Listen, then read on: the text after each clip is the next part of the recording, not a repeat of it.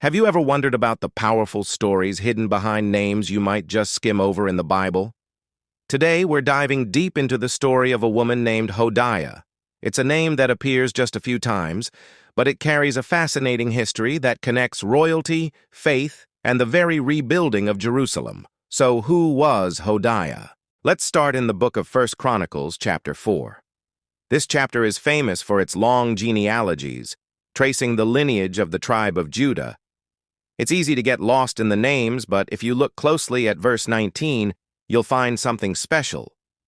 The verse says, "The sons of his wife Hodiah, the sister of Naham, were the father of Kala the Garmite and Eshtemoa the Maacathite." This verse is packed with information. First, it tells us Hodiah was a wife. Her husband, mentioned in the previous verse, was Mered. Mered was a significant figure from the tribe of Judah, and what's intriguing is that he had another wife, Bithiah, who was a daughter of Pharaoh. This means Hodiah was part of a household with direct ties to Egyptian royalty. Imagine the dynamics in that family. While Bithiah brought a connection to a foreign power, Hodiah represents the heart of the Israelite lineage. Her sons, Kala and Eshtemoa, became leaders of their own clans, establishing towns that would become part of the fabric of Judah. Hodiah wasn't just a wife. She was a mother to the founders of communities.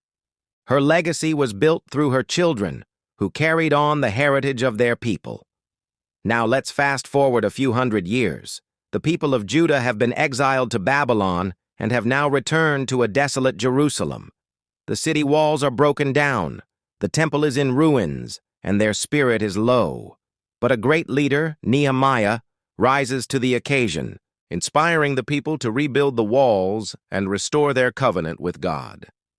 In Nehemiah chapter 10, we see a list of the leaders, the priests, the Levites, and the chiefs of the people who sealed this new covenant, a solemn promise to follow God's laws. And guess whose name appears in that list? In Nehemiah 10, verse 18, among the leaders of the people, we find the name Hodiah. Could this be the same Hodiah? It's unlikely to be the same person, as centuries separate these two accounts. So what does this mean? It suggests that Hodiah was not just a person, but a name that represented a family, a clan, or a legacy that endured through generations. The Hodiah from Chronicles was the matriarch, and her descendants, carrying her name, were still leaders hundreds of years later, playing a crucial role in one of the most pivotal moments in Israel's history. The name Hodiah itself means Majesty of Yahweh or Praise Yahweh. It's a beautiful name that reflects a deep faith. The story of Hodiah, woven through these two separate passages, teaches us something profound about legacy. A person's impact isn't always measured by the number of verses they get in the Bible. Hodiah's story shows us that faithfulness in our own generation can echo through time.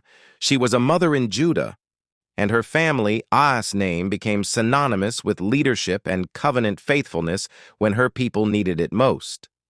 Her story reminds us that the small, faithful acts of today can build a legacy of strength and devotion for generations to come. From a wife in a complex royal household to a name signed on a sacred covenant, Hodiah represents the enduring power of faith and family. Thank you so much for joining me on this journey into the Bible's hidden stories. If you found this interesting, please give this video a thumbs up, subscribe to the channel, and hit that notification bell so you don't miss our next exploration. God bless.